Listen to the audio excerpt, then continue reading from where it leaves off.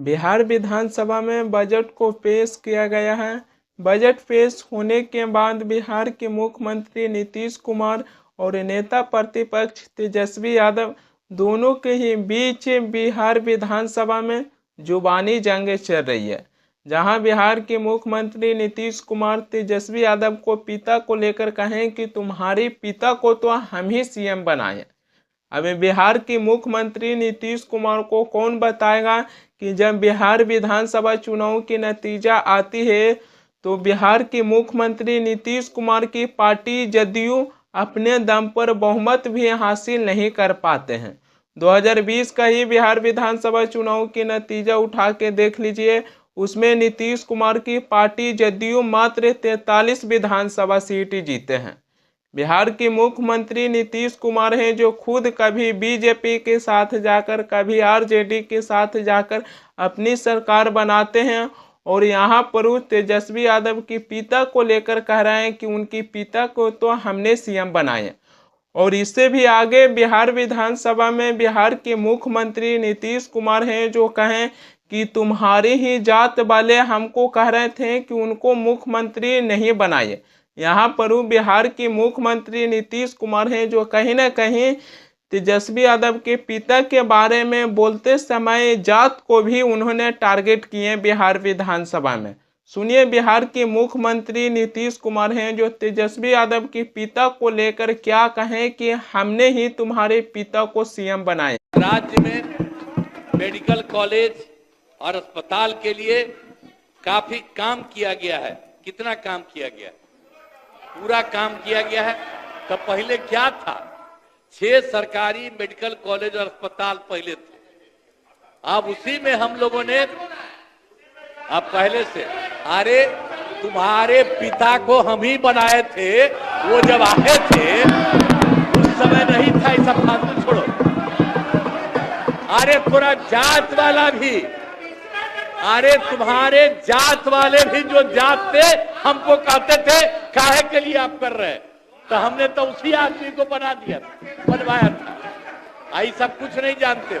अब बाद में जब गड़बड़ कर रहे थे, जो गड़बड़ कर रहे थे, जो पिछड़ा और अति पिछड़ा, आज नहीं, जो हम लोगों के नेता थे कर्पूरी जी वो किए थे, तो वो करना चाहते थे कि अब पिछड़ा अति पिछड़ा का बंद करके खाली पिछड़ा करेंगे। हमने कहा फालतू बात है। अरे अति पिछड़ा है कितना महत्वपूर्ण है, तो हमने उसी समय विरोध किया। और 4 अरे भाई नीतीश कुमार हैं जो कहें कि तुम्हारे जात वाला भी हमको मना कर रहे थे कि लालू प्रसाद यादव को सीएम मत बनाइए।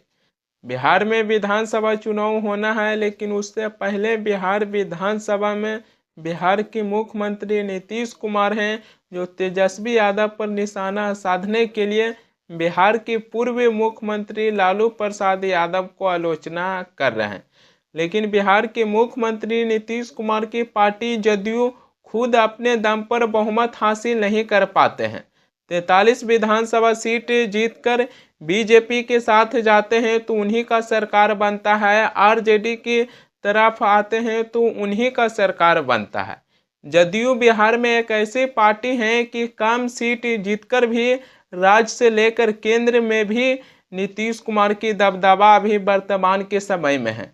जब लोकसभा चुनाव की रिजल्ट आया था उसमें जदयू हैं जो बिहार में 12 लोकसभा सीट जीते थे, तो बिहार के मुख्यमंत्री नीतीश कुमार हैं जो केंद्र सरकार से मांग किए थे कि बिहार को विशेष राज्य की दर्जा दिया जाए, लेकिन बिहार को विशेष राज्य की दर्जा नहीं मिला, विशेष पैकेज दिए, और उसी में बिहार के मुख्यमंत्री नीतीश कुमार हैं जो मान गए।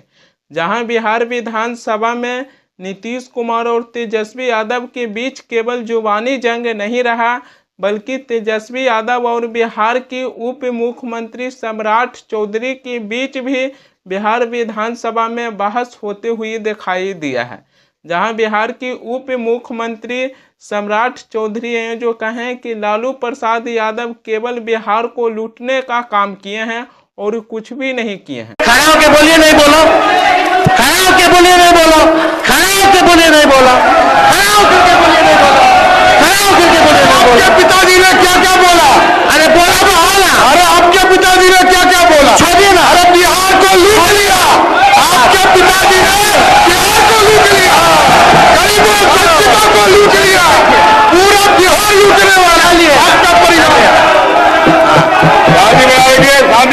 नाम मंत्री बनाएंगे तो जो हल्ला हुआ।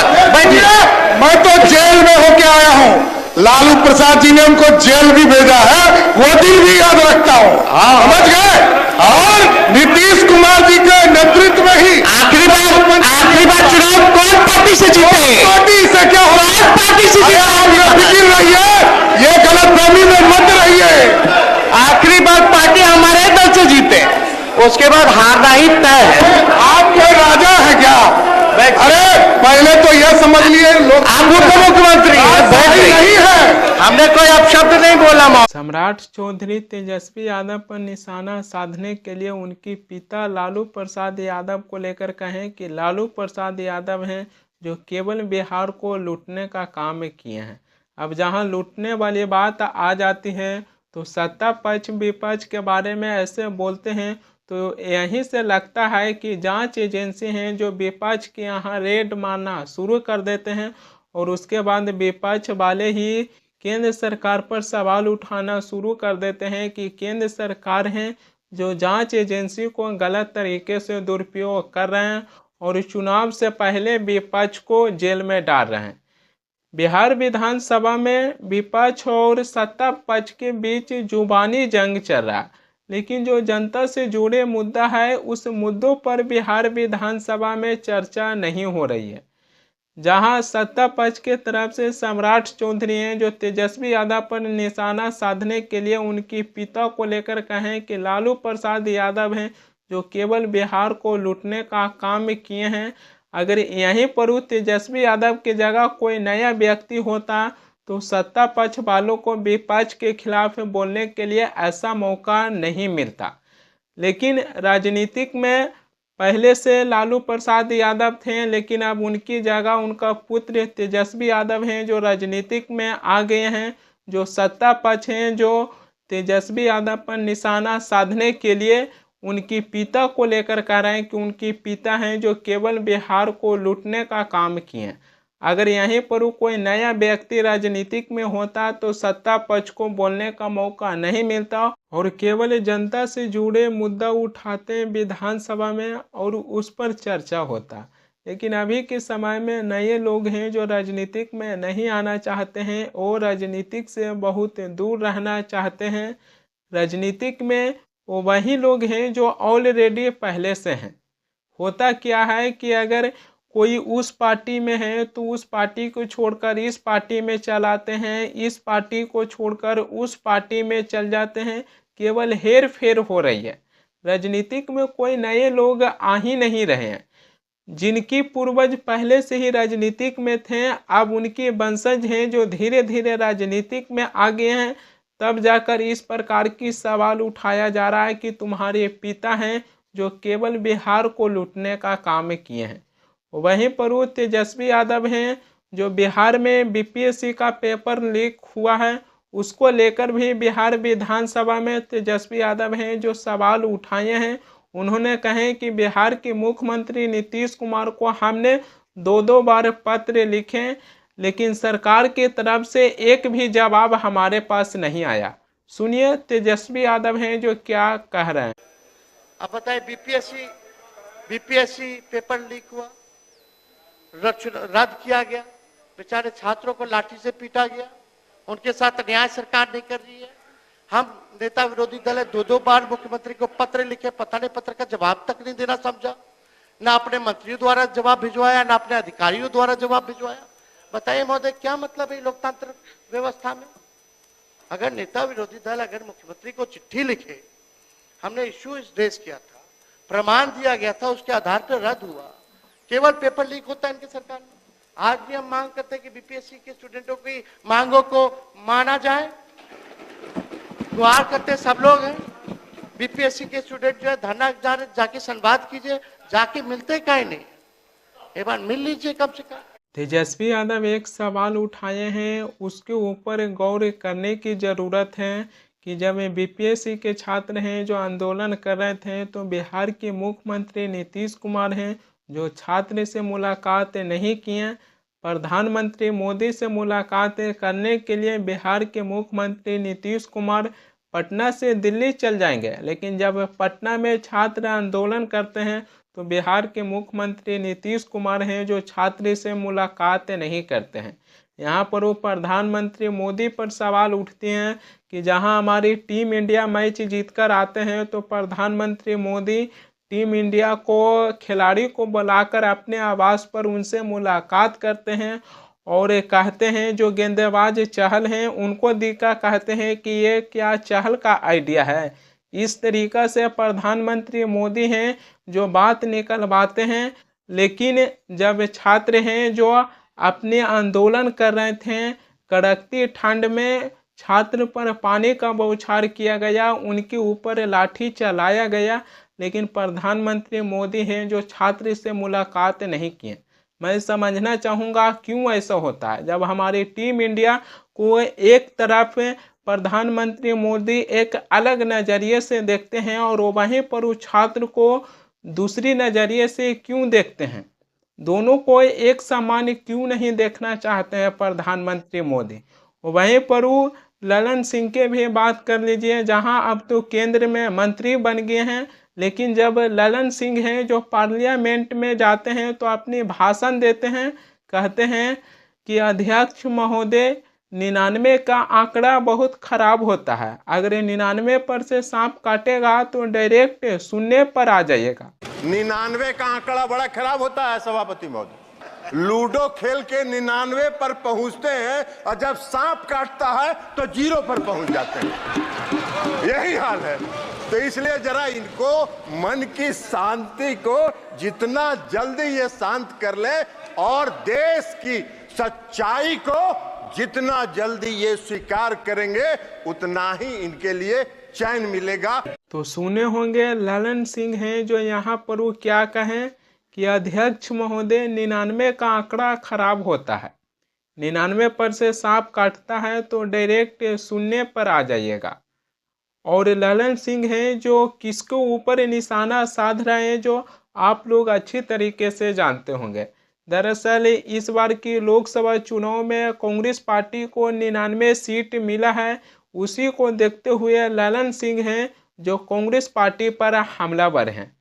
लेकिन जब इन्हीं के बिहार में छात्र हैं जो अपनी मांगों को लेकर आंदोलन करते हैं तो कड़कती ठंड में छात्र पर पानी का बौछार किया जाता है, लाठी चलाया जाता है, उसको लेकर ललन सिंह हैं जो लोकसभा में एक भी अपनी बातों को नहीं रखेंगे, केवल लोकसभा में फालतू बातें करेंगे और केवल विपक्षों पर निशाना साधेंगे। जो एक्चुअल में मुद्दा है उस पर चर्चा नहीं करेंगे और कहेंगे कि 99 का आंकड़ा बहुत खराब होता है, अध्यक्ष महोदय 99 पर से सांप काटता है तो सीधे 0 पर आ जाइएगा। जो मुद्दा है उसको लेकर लोकसभा में जाकर जिक्र नहीं करेंगे और जब लोकसभा की सत्र शुरू होगा तो ऐसे ही विपक्ष पर निशाना साधने के लिए जो मेन पॉइंट होता है उसको लिख लेते हैं और उसके बाद लोकसभा में जाते हैं और विपक्ष पर इस प्रकार के हमला करते हैं कि 99 का आंकड़ा खराब होता है।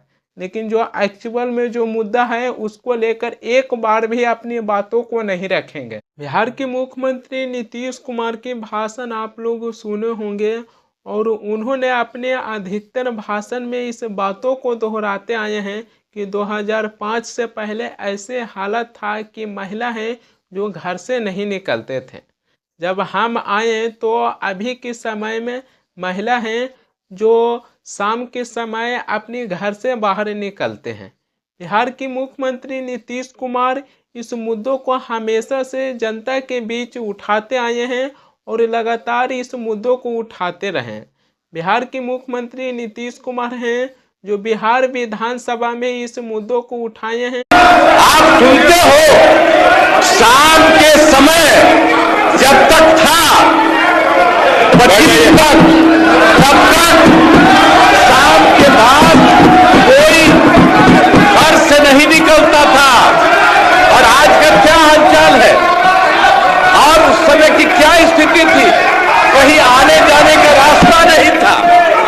हम भी केंद्र में मंत्री थे, हम भी एमपी थे, नेता बोल रहा इलाके में जाते थे तो हम पैदल ही जाकर के सब जगह जाना पड़ता था।